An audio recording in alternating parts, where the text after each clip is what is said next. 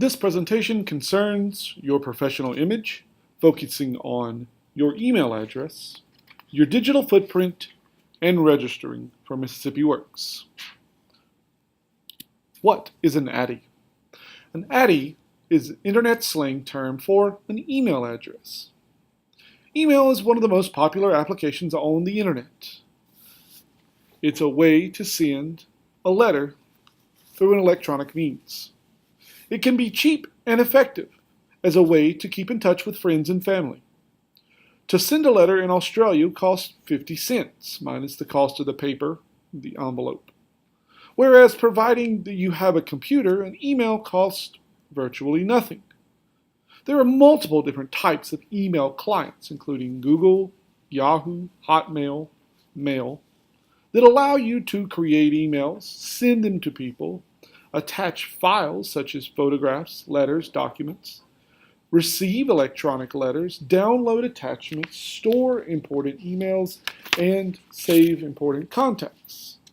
So, how does your ADDIE relate to your professional image? Do you already have an email? Do you think it's professional? What makes it professional? Would you mind sharing this type of information with your employer? There are actually 8 don'ts of email ADDIEs.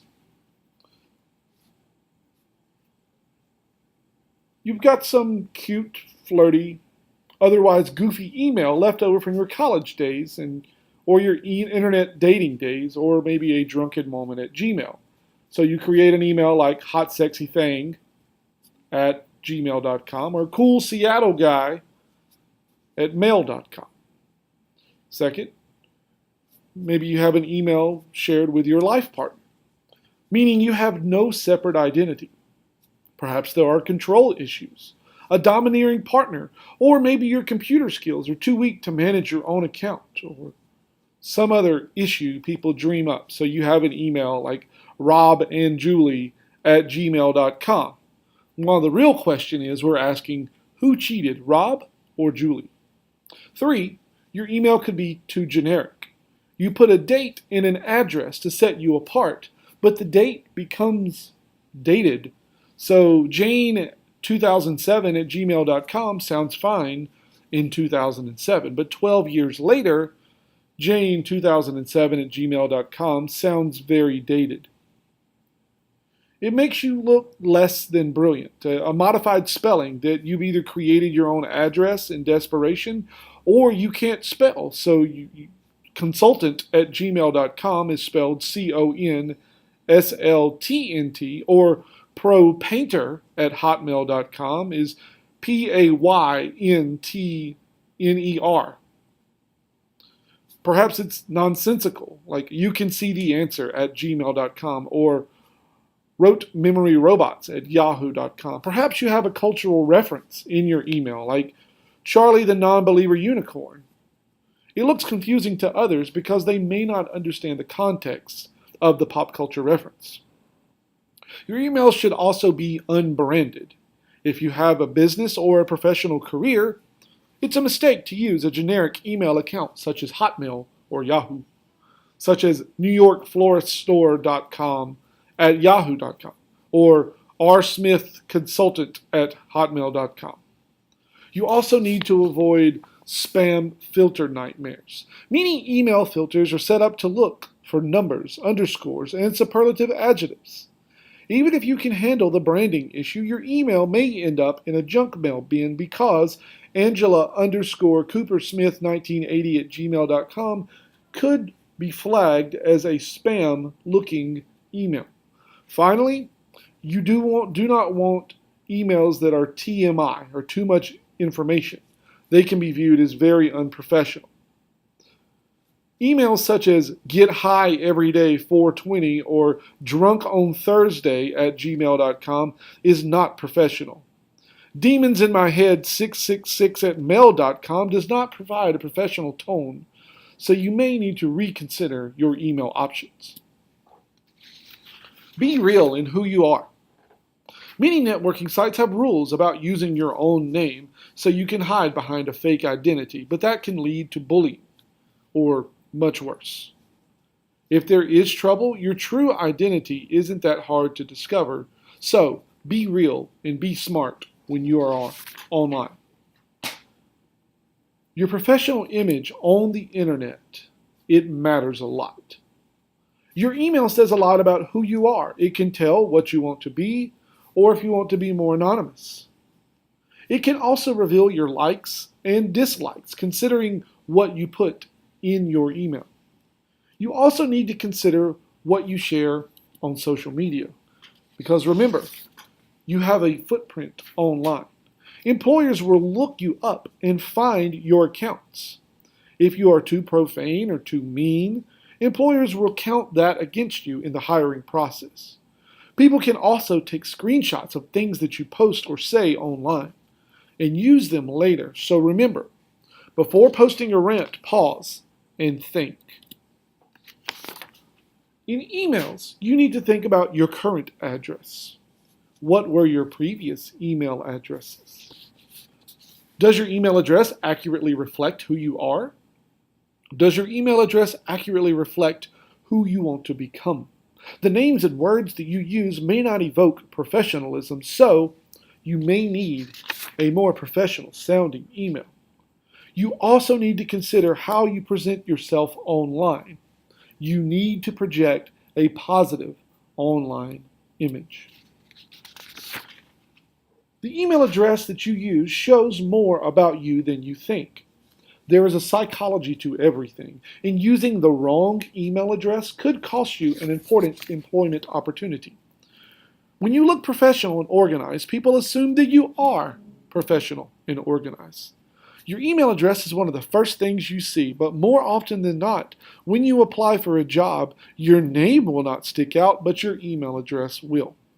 It's the first public information they will see, and first impressions count more than you would believe. Email addresses can be used like a social status.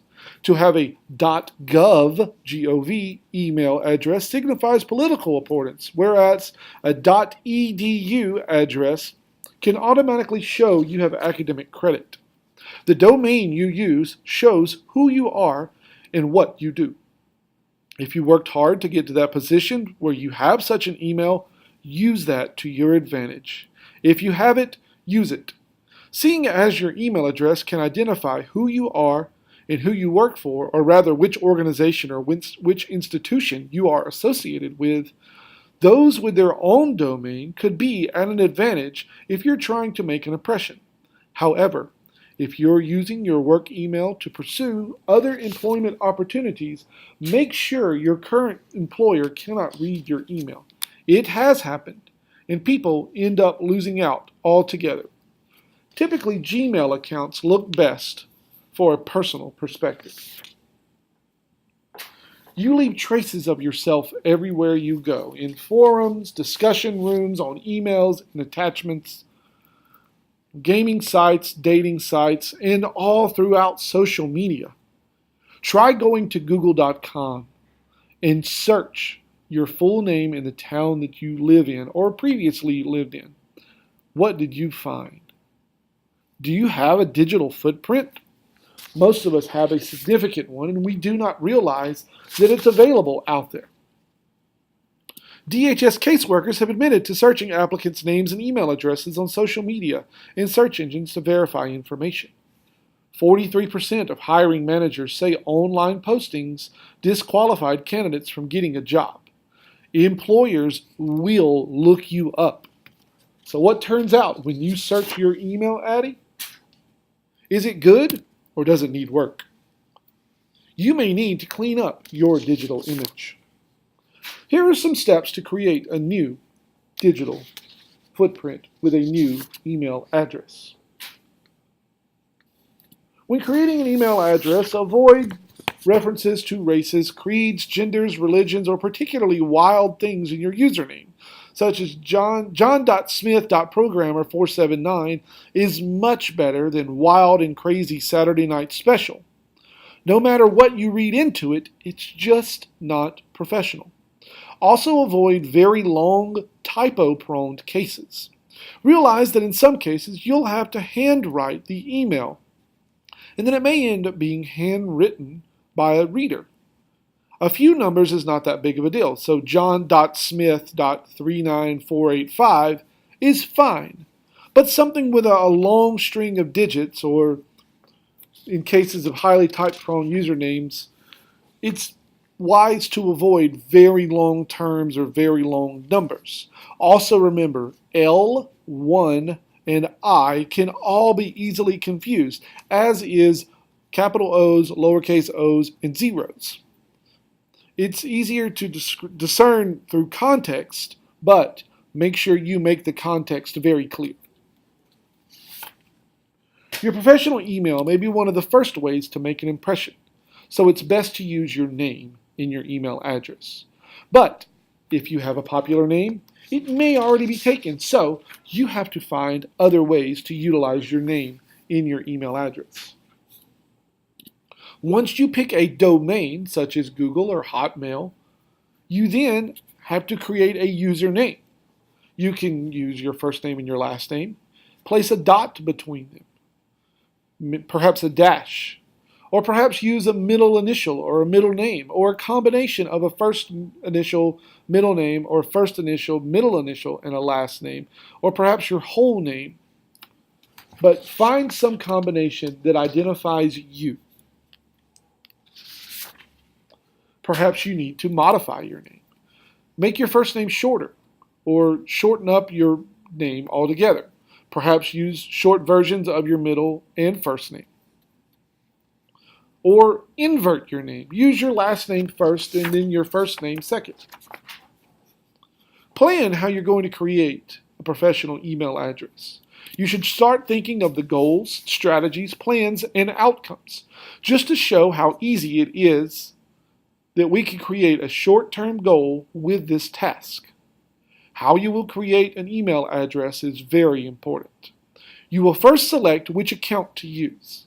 Once you select that server or domain, then you will need to know what name you can use. What if that doesn't work? You need a backup plan. Have several options of email addresses to be using. Write all of them down and use them when the time comes. Now the time has come. It's okay, we've prepared because we have a plan. So let's get to it. Create your new professional email address now if you have not created one already.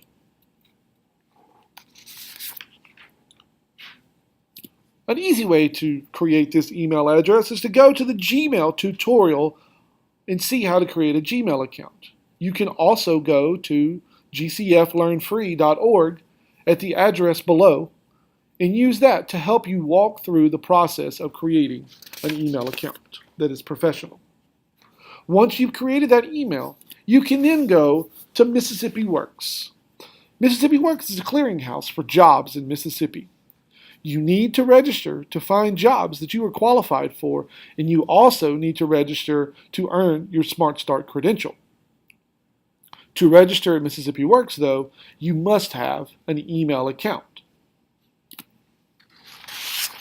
So follow along on the handouts here online or from your instructor on how to register for Mississippi Works through the Win Job Center. When you have successfully registered, complete a job search and write down your answers to the following questions. Which jobs are you most interested in? What are the duties of that job? What are the education and licensing requirements? What is the salary?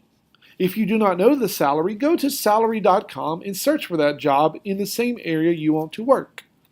With these steps, you are now on your way to creating a professional and marketable you.